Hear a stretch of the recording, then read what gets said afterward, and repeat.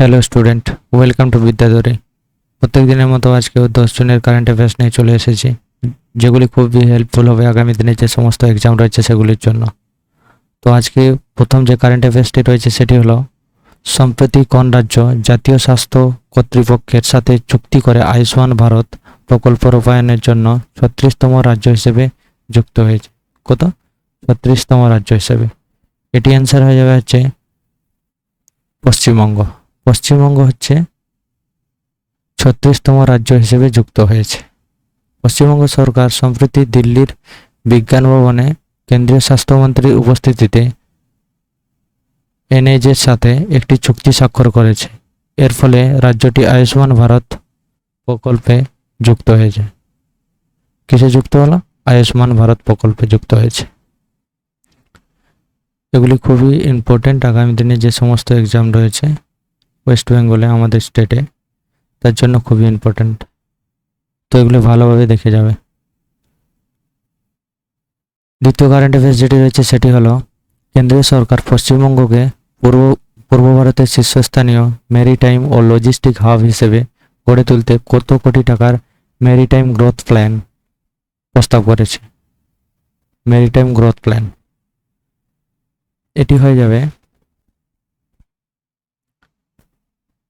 19,209 কোটি। কত? 19,209 কোটি। 2031 সালের মধ্যে পশ্চিমবঙ্গকে পূর্ব ভারতের প্রধান মেরিটাইম হাব বানাতে কেন্দ্র এই বৃহৎ বিনিয়োগের প্রস্তাব দিয়েছে, যার মধ্যে কোলাঘাট, হলদিয়া, ডক, হুগলি নদীর পরিকাঠামো উন্নয়ন অন্তর্ভুক্ত। Maritime growth plan. কি প্ল্যান? Maritime growth plan. প্রথম ভারতীয় গ্র্যান্ড মাস্টার হিসেবে সম্প্রতি কে মর্যাদাপূর্ণ নরওয়ে চেস শিরোপা জিতে ইতিহাস তৈরি করেছেন? কে? আর প্রজ্ঞানন্দ। জার্মানির ভিনসেন্ট ক্যামারকে হারিয়ে এই শিরোপা জিতেন। এই টুর্নামেন্টে তিনি বিশ্ব চ্যাম্পিয়ন ম্যাগনাস কার্লসেনকেও পরাজিত করেছিলেন। এই ম্যাগনাস কার্লসেন কোথাকার প্লেয়ার তাহলে?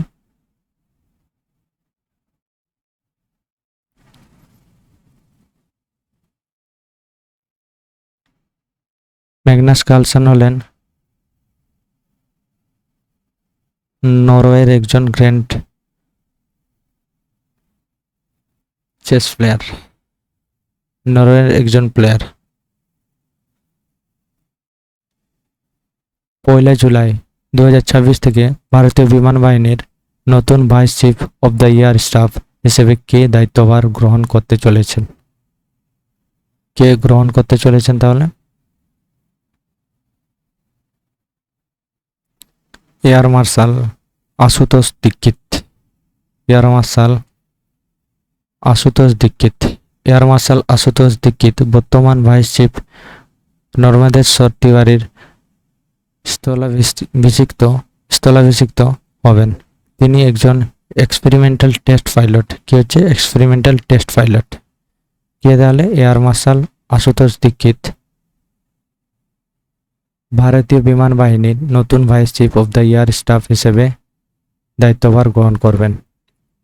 কবে এটা? 1 জুলাই থেকে 2026। The second orbit, believe of man, dreams of 1.4 billion hearts শিরোনামে নিজের প্রথম স্মৃতিকথা প্রকাশ করতে চলেছেন কোন ভারতীয় মহাকাশচারী? এটি হয়ে যাবে শুভাংশু শুক্লা।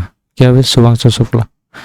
গ্রুপ ক্যাপ্টেন শুভাংশু শুক্লা হলেন প্রথম ভারতীয় মহাকাশচারী যিনি আন্তর্জাতিক মহাকাশ স্টেশন ISS মিশন করতে চলেছেন। তার এই বইটি জুন 2026-এ প্রকাশিত হবে। কত?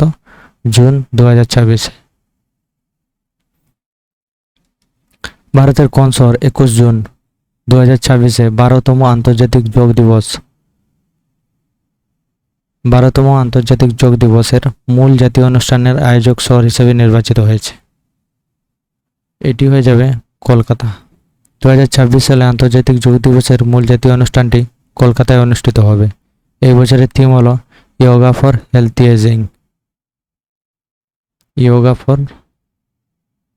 এজিং। এটি অবশ্যই মনে রাখবে।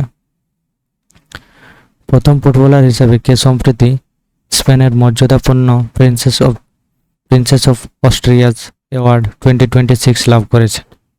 এটি হয়ে যাবে লিওনেল মেসি। লিওনেল মেসি প্রথম ফুটবল খেলোয়াড় হিসেবে খেলাধুলায় অসাধারণ অবদান এবং সমাজের ওপর ইতিবাচক প্রভাবের জন্য এই স্প্যানিশ রাজকীয় পুরস্কার ভূষিত হয়েছেন। স্প্যানিশ রাজকীয় পুরস্কারে ভূষিত হয়েছেন। মাত্র 15 বছর বয়সে কোসোভোর প্রিস্টিনায় WTT ফিডার উমেন সিঙ্গেল খেতাব জিতে ইতিহাস সৃষ্টিকারী সর্বকনিষ্ঠ ভারতীয় টেবিল টেনিস খেলোয়াড়কে। কে তাহলে এটি হয়ে যাবে দিব্যাংশী ভৌমিক। 15 বছর বয়সী দিব্যাংশী ভৌমিক WTT ফিডার খেতাব জিতে ইতিহাস গড়েছেন এবং তিনি সিন্ড্রেলা দাসের সাথে জুটি বেঁধে ওমেন্স ডাবলসেও সোনা জিতেছেন। ওমেন্স ডাবলসে কি জিতেছেন? সোনা। গ্রামীণ পঞ্চায়েতগুলির পারফরম্যান্স মূল্যায়নের জন্য তৈরি ভারতের প্রথম ডেটা চালিত কাঠামো পঞ্চায়েত অ্যাডভান্সমেন্ট ইন্ডেক্স বা PAI কোন জাতীয় পুরস্কারে গোল্ড মেডেল জিতেছে? কোন জাতীয় পুরস্কারে গোল্ড মেডেল জিতেছে? এটি হয়ে যাবে ন্যাশনাল অ্যাওয়ার্ড ফর গভর্নেন্স।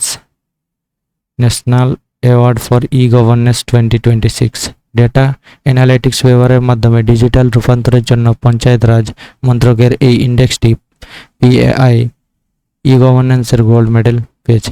কি পেয়েছে? গোল্ড মেডেল পেয়েছে।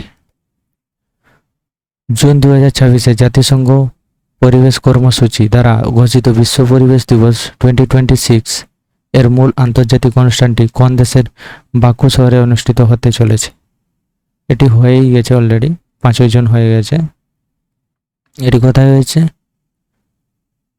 এটি সাধারণত আজারবাইজান। আজারবাইজান কোথায়? আজারবাইজান হচ্ছে এই যে বাকু। বাকু হচ্ছে আজারবাইজানের ক্যাপিটাল। বাকু কার? আজারবাইজানে। আজারবাইজানের ক্যাপিটাল। 5 জুন 2026-এর বিশ্ব পরিবেশ দিবসের বৈশ্বিক আয়োজক দেশ হলো আজারবাইজান। এবারের থিম হলো inspired by nature for climate for our future. Thank you. ভিডিওটি অবশ্যই লাইক করবে, শেয়ার করবে, কমেন্ট করতে ভুলবে না এবং পারলে চ্যানেলটিকে সাবস্ক্রাইব করে রাখবে আগামী দিনে এইভাবে ক্লাস পেতে। Thank you.